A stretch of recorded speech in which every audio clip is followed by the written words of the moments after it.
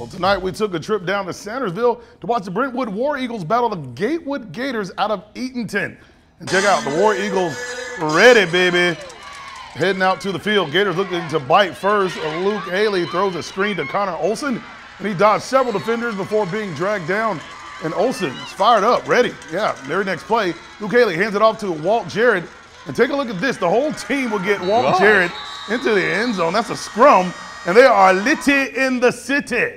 Here's Brentwood. McKinley Newton drops back, rolls out, looking for a receiver, but there's no one open, so he calls his own number, picking up a nice first down before being knocked out of bounds. War Eagles fans got something to cheer about, and then the previous play would set Chase Averett up for this 1-yard dive-in swish.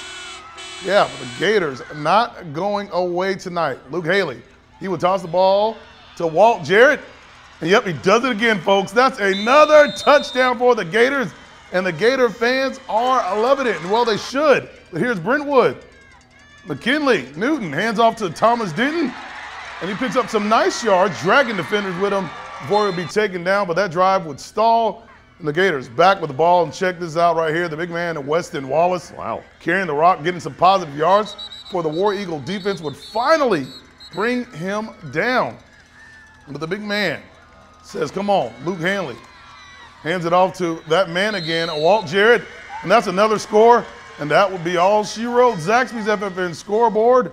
As Coach likes to say, the good guys, they win 35-20. Who will they take on, Frank? They take on Briarwood next week, as Briarwood came away with the win.